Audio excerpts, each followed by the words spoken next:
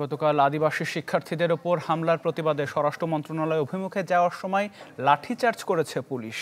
এ সময় জলকামান ও সাউন্ড গ্রেনেডও ছোড়া হয়, এতে আহত হন বেশ কয়েকজন। এ ঘটনায় বেশ কিছু সময় উত্তেজনা ছড়ায় রাজধানীর দোয়েল চত্বর এলাকায়।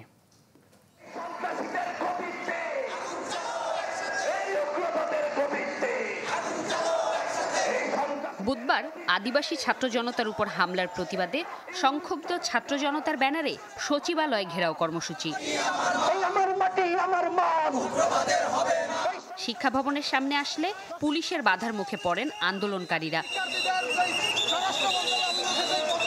ব্যারিকেড সরিয়ে ঢোকার চেষ্টা করতেই জল কামান ব্যবহার করে পুলিশ। সাউন্ড গ্রেনেড, লাঠি। ঢালাইয়ে দৃঢ়তা, নির্মাণে নিশ্চয়তা। প্রিমিয়ার সিমেন্ট, ঢালাইয়ের রাজা। চার্জে আহত বেশ কয়েকজন।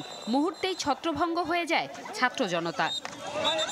আমি বাংলাদেশি, কিন্তু আমার নৃতাত্ত্বিক পরিচয় আছে আমাদের, সেখান থেকে আমাদের অস্তিত্ব মুছে ফেলতে চাই। আমরা লড়াই করতেছি, আমরা ন্যায়ের পক্ষে, কিন্তু আমাদের উপর হামলা কেন করা হলো? গতকালকে কেন আমাদেরকে রক্ষা করে নাই পুলিশ? যে কারণ তো এটা অধিকার নাকি বিচারের দাবিতে রাস্তায় নামা, তাহলে ওনাদের সমস্যাটা কি হয়েছিল? কার্জন হলের সামনে এসে পুলিশের বিরুদ্ধে স্লোগান দিলে ফের বাধার মুখে পড়েন তারা। নিক্ষেপ করা হয় সাউন্ড গ্রেনেড। আহত হন এক নারী শিক্ষার্থী সহ এক পথচারী। এখনো 5 আগস্টের রেস শেষ হয়ে যায়নি, তার আগে পুলিশ আবার সেই ছাত্রদের উপর এই রাজপথে হামলা করছে।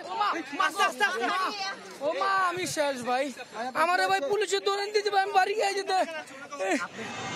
পুলিশের দাবি, ব্যারিকেড ভেঙে ফেলায় ছত্রভঙ্গ করা হয়েছে আন্দোলনকারীদের।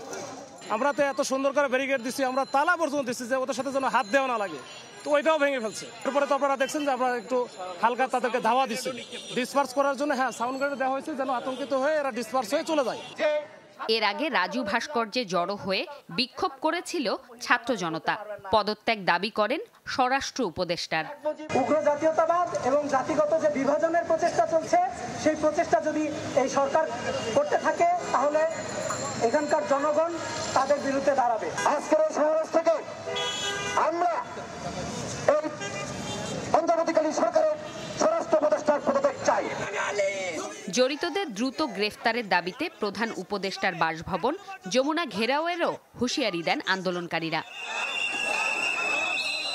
জুমাতুল বিদা, চ্যানেল 24, ঢাকা।